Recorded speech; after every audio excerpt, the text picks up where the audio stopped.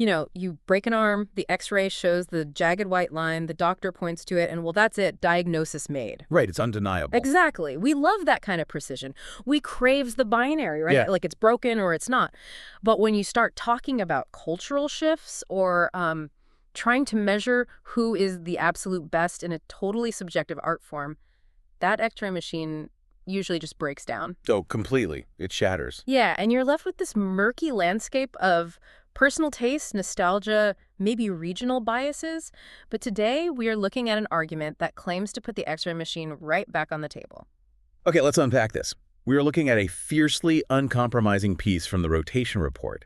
And the core thesis isn't asking for a polite debate. No, it really isn't. It's stating a definitive, observable reality.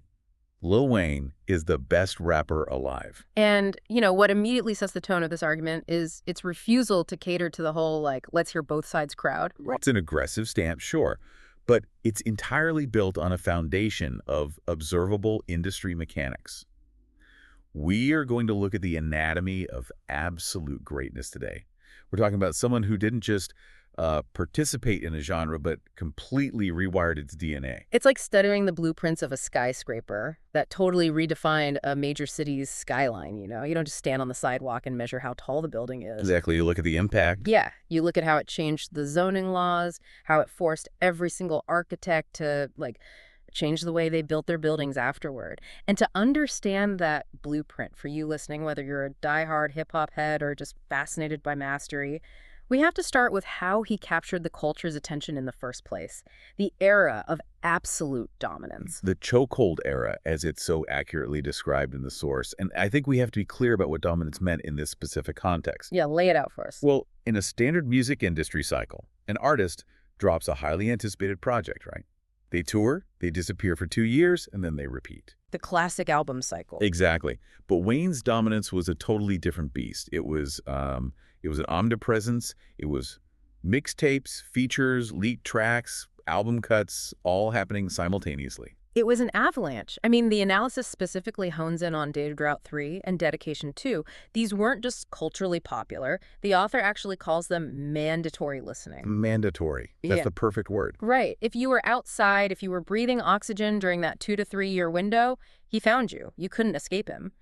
But I have to push back a little here, or at least play devil's advocate on the business side of this. Sure, let's hear it. We are talking about the mixtape circuit, giving away an unprecedented volume of music for free. From a traditional industry standpoint, flooding the market with your own product usually devalues it. That's the conventional wisdom, yeah. So why didn't this massive oversaturation just totally destroy his brand? What's fascinating here is how he inverted the basic economic principle of scarcity. Before this era, rappers violently protected their best material. Oh, absolutely. Locked in a vault. Right. You kept your most lethal verses for the studio album because, well, that's what paid the bills. Wayne completely subverted that model. He didn't just flood the market. He flooded it with material that was objectively superior to what other artists were charging $20 for. Wow. Yeah. He created a new paradigm where the sheer velocity of his output became its own marketing engine. He literally weaponized generosity. Precisely. But, there was a more insidious, brilliant mechanic at play here regarding how he was making this music. He was systematically hijacking the industry. Hijacking it, like stealing beats. Exactly that. Yeah. He would take the instrumental of a song that was already a massive hit for another artist, and he would perform on it with such overwhelming technical ferocity that he effectively erased the original from the public consciousness. I just love the audacity of that. It's like someone breaking into your fully furnished house, throwing a massive party, rearranging all your furniture, and by the end of the night, your neighbors, the cops, the mailman, they all agree it's his house now. That's exactly what it felt like. You're just standing on the lawn watching your own property get annexed. But realistically, how did that specific tactic change the behavior of the rest of the industry? I mean, what was the fallout? It forced a massive psychological shift. Suddenly, your hit song wasn't truly validated until Wayne jumped on the instrumental. Wait, really? Yeah. It became a status symbol to get robbed. Exactly. He effectively became the quality control department for the entire genre. By commandeering the hottest beats, he forced the entire rap ecosystem to run through him. That is You wild. couldn't escape him because he was literally embedding himself into the DNA of everyone else's success. He erased the barrier between premium album content and throwaway mixtape content. So he's training the listener. Yes. Training them to expect absolute elite performance on a random Tuesday afternoon for free. You train the listener. That's such a crucial point. If the consumer's expectation changes forever, the entire industry just has to pivot to keep up. Why would I wait 3 years for your meticulously crafted album when this guy's giving me a masterpiece over your beat for free right now? You wouldn't. The math just doesn't work anymore. Right. But that brings us to a really important reality check. You can't execute a chokehold just by being loud and frequent. The volume only matters if the product is undeniable. We need to look at the linguistic architecture of his music. The actual mechanics. Yeah, what was he actually doing on the microphone that made him untouchable? We're shifting from the hustle to the actual skill. This is where we look at the dismantling of the traditional elite lyricist archetype. Before Wayne's apex, there was a highly rigid, codified way you had to sound to be considered top tier. Like New York style boom bap stuff. Exactly. It was about a certain posture, a highly structured, almost rigid adherence to traditional rhyme schemes and standard vocal cadences. Mhm. The beat was a canvas, and you painted your words cleanly on top of it. He didn't paint on the canvas, though. He threw the canvas in a blender. The breakdown in the source of his vocal flexibility is wild. It wasn't just rapping. It was using the vocal cords as a highly elastic instrument. Yeah, bending, stretch. Adapting to the rhythm in ways that, frankly, shouldn't mathematically work within a standard 4/4 time signature. Right. Traditional lyricists often treated the beat simply as a metronome, just a strict ticker. But Wayne treated his voice like a jazz trumpet. Oh, I like that. A jazz trumpet. He wasn't confined to landing exactly on the snare drum. He would stretch a single drawn-out vowel across multiple beats, creating this intense tension, and then suddenly cram an impossible flurry of syllables into a tiny, microscopic pocket of rhythm. Just totally unpredictable. Exactly. He was vocally elastic, turning the voice itself into a primary instrument that interacted dynamically with the production. Here's where it gets really interesting, though, because the vocal elasticity is just the delivery mechanism. The payload is the actual wordplay. Oh, the wordplay is staggering. We're talking about these layered punchlines and delayed metaphors. The concept of a metaphor that doesn't make sense immediately but hits you 2 bars later. Let's actually walk through the cognitive mechanics of that for the listener. It's an incredibly demanding style of art for the listener. Think about how a standard punchline operates in hip-hop. It's linear. Setup, punchline, boom. Right. You have the setup, you have the punchline, and you have the immediate crowd reaction. Yeah. It's a clean, closed loop. But Wayne introduced a multi-layered, asynchronous approach to lyricism. Asynchronous, yes. Yeah. It's like a time release capsule. That is the perfect analogy. He delivers a line that seems superficially simple or even nonsensical. The beat continues driving forward. Your brain is trying to catch up. Yes. Your brain is now forced into dual processing. Subconsciously, your working memory is churning on the semantic connections of the phrase you just heard, while your active attention is trying to keep up with the new words he's currently delivering. That sounds exhausting. It is. And then suddenly, the cognitive tumblers click into place. The double entendre reveals itself, but the song has already moved on. You are forced into active participation. You cannot be a passive consumer of that kind of linguistic architecture. And the byproduct of that density is replay value. Infinite replay value. If you catch one meaning on Tuesday and a totally different semantic layer clicks for you while you're driving in your car a week later, the music is basically regenerating itself. It has infinite shelf life baked into the code. Which perfectly complements the overwhelming volume of his output we talked about earlier. Mm. He gave you a tidal wave of music, but every single drop in that wave was a puzzle box. A puzzle box. I love that. You couldn't just consume it and discard it. You had to sit with it, decode it, and actively engage with his associative logic. Wait, I have to stop you right there. Huh. This is where the whole argument almost feels like science fiction to me. How so? Well, we are talking about these time-release metaphors, this hyper-dense linguistic architecture, the vocal jazz. But the core claim of his technical genius from the article is that he freestyles at a level most elite rappers cannot even write. The legendary no-pen methodology. Yeah. Are we seriously accepting the premise that he is improvising this level of complexity? Because mechanically, neurologically, that seems impossible. Even the greatest jazz musicians practice their scales. How is he doing this without a pen? It fundamentally redefines what technical genius means in this context. For decades, the romanticized image of the great hip-hop lyricist was the architect hunched over a notebook. Right, aggressively scratching out words, agonizing over syllables. Exactly. Meticulously drafting and editing a verse until it was perfect. Writing implies reflection. It implies going backward to fix things. So if he removes the pen, he removes the safety net of editing. He bypasses the editing phase entirely. If we look at the reality of his recording process, he is stepping up to the microphone, listening to the instrumental, and engaging in pure, unfiltered, real-time linguistic processing. Real time. That's just wow. His brain is instantly recognizing word associations, internal rhymes, rhythmic pockets, and double meanings simultaneously, and outputting them perfectly on the first vocal take. It's like watching a supercomputer play three-dimensional chess in real time, but it's happening inside a recording booth. It shifts the metric of absolute greatness. It's no longer just about the ability to construct a brilliant poem over 3 weeks of drafting. It's the ability to channel an impossibly brilliant stream of consciousness in the moment. It's a totally different cognitive muscle. Okay, so we have this absolute monster of the mixtape circuit. He's bending words out of thin air. He's hijacking beats. He's forcing the listener to decode time-release metaphors. The whole package. But, and this is a big but raw, chaotic genius, doesn't automatically translate to mainstream, billboard-topping, cultural ubiquity. Plenty of brilliant avant-garde artists stay underground forever because their architecture is simply too weird for the general public to digest. That's very true. How does this bizarre, rule-breaking skill set actually conquer the commercial industry without watering itself down? To understand that translation, we have to look at the definitive pivot point, the Carter III. The magnum opus. Exactly. This wasn't just a highly anticipated commercial release. It was the ultimate stress test of his versatility. The sheer breadth of the artistic modes he mastered on that single project is just staggering. The breakdown in the source is wild. I mean, he delivers gritty street anthems, incredibly vulnerable emotional tracks, pure punchline humor, wildly abstract conceptual songs, and massive pop crossover hits all on one track list. And authenticity is the key variable there.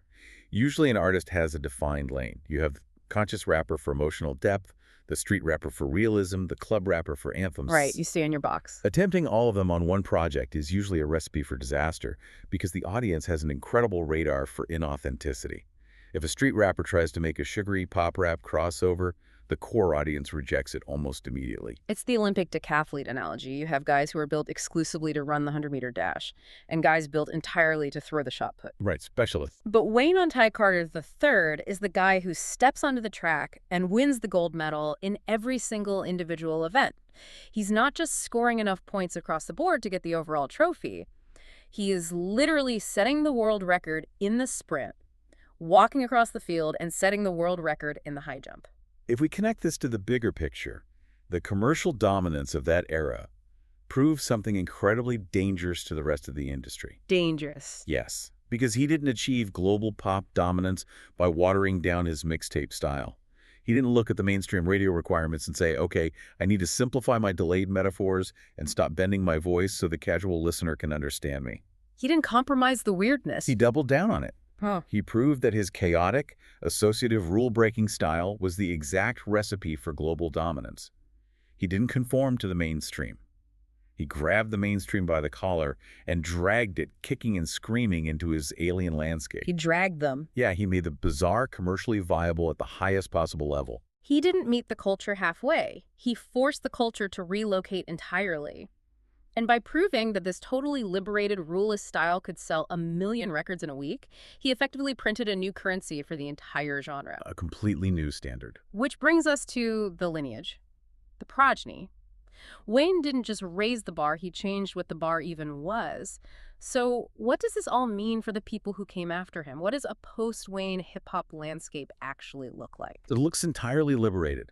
The easiest way to map his DNA is to look at the architects of the next generation who built their empires on the foundation he poured. The children of Wayne. Exactly.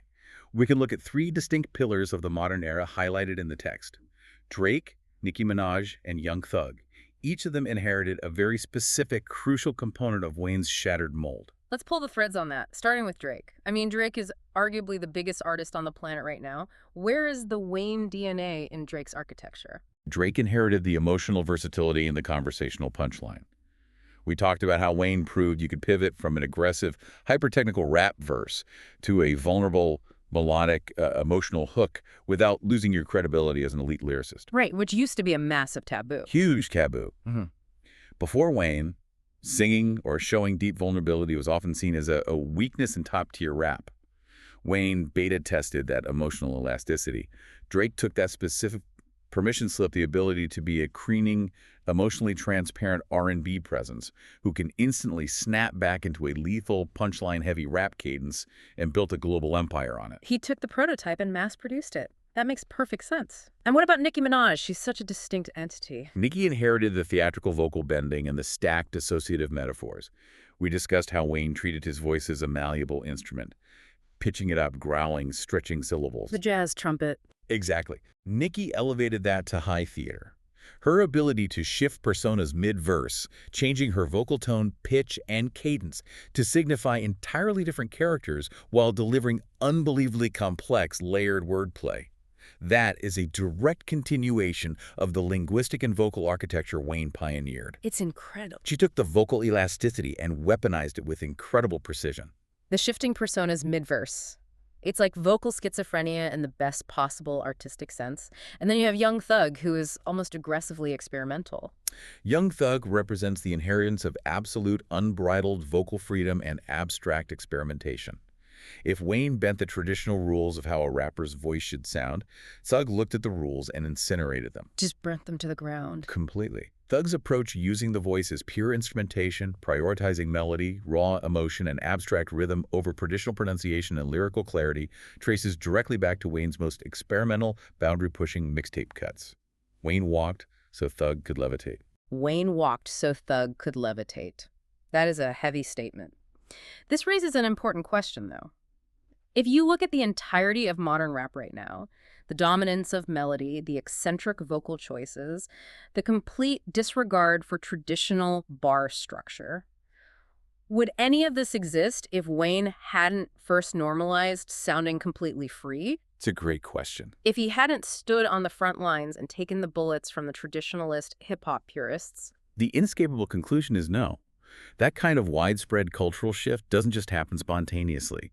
The current era's sound is the direct result of Wayne acting as the beta tester for the genre. The beta tester. Yeah, he proved that you could break every single rule of the elite lyricist archetype and not only survive, but become the biggest artist on the planet. The boundless creative freedom that young artists enjoy today was bought and paid for by Wayne's relentless, unapologetic experimentation. He was the beta tester who ended up owning the entire tech company. But this brings us to the final piece of the puzzle. And honestly, the most difficult aspect of greatness to quantify: endurance. We've talked about the peak, the chokehold, the technical wizardry, and the direct influence on the children of the genre. But if your entire legacy is built on being the chaotic innovator, what happens when the rest of the industry fully adopts your chaos? That is the trap. Yeah. How do you avoid becoming obsolete in a world that you created? You're touching on the mathematics of immortality in music.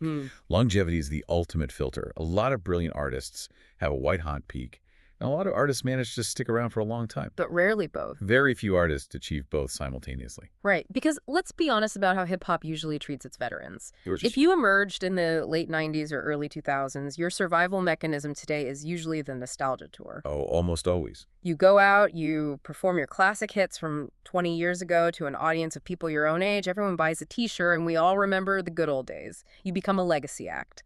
But the argument here is actively rejecting that label for him. It makes a vital distinction between a legacy act and an active threat. An active threat. I love that phrasing. Right. A legacy act relies entirely on the affection we hold for their past. An active threat means you can step into a modern recording booth today, right now, and completely command the room. An active threat. Think about the reality of what that takes for you listeners. You are a veteran who has been recording since the physical CD era. The cassette era, even. Yeah.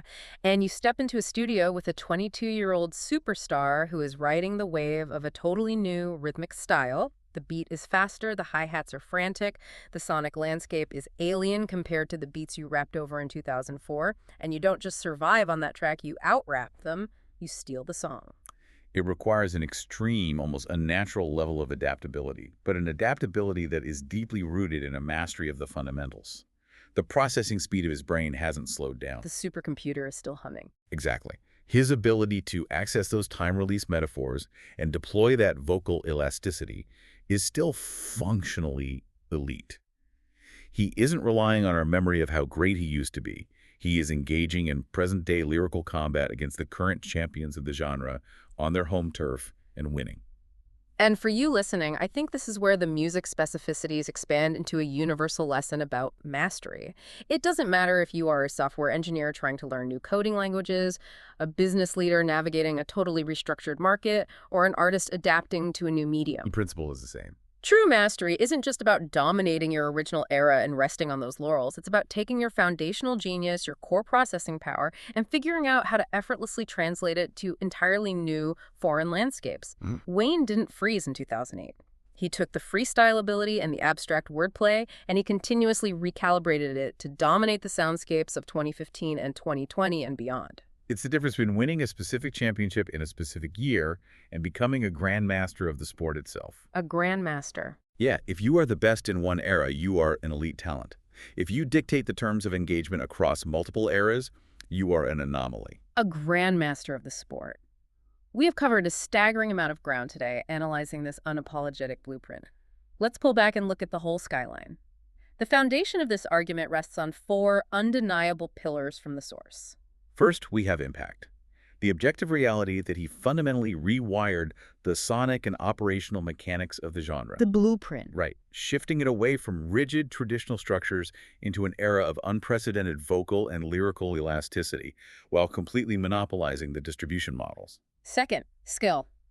The raw, terrifying technical ability to execute multi-layered, time-release metaphors and complex internal rhymes without the safety net of a pen. The no-pen method. Redefining genius as real-time linguistic processing. Third, influence. The undeniable generic markers of his flow, emotional vulnerability, and vocal theatricality present in the biggest superstars of the modern era. Drake, Nicki, Thug. Proving he didn't just participate in a generation, he birthed one. And fourth, longevity. The sheer mathematical endurance to remain an active, dangerous threat across multiple decades, continually adapting his elite processing speed to modern soundscapes, rather than fading into a comfortable nostalgia act. When you combine those four pillars, impact, skill, influence, and longevity, the argument stops being a subjective debate about who you personally enjoy listening to in your car. The X-ray machine. Exactly. It transitions into an objective reality based on measurable cultural metrics. You can argue your favorite aesthetic, but you cannot argue with the architectural reality of the building. You cannot argue with the blueprint. It is a massive, impenetrable fortress of an argument. But it leaves us with a truly fascinating paradox to chew on. Oh. We spent this entire deep dive looking at how one artist achieved absolute greatness by breaking all the rigid rules of his era to create a foundation of total, bizarre creative freedom. He destroyed the old X-ray machine. Completely dismantled it. But for you listening, here is something to mull over. If his ultimate contribution was normalizing a landscape where there are no rigid rules, where sounding completely free and formless is the new industry standard, what does the next massive paradigm shift even look like? It's the ultimate creative paradox. How does a new generation effectively rebel against a standard that is already built on having no rules at all? Exactly.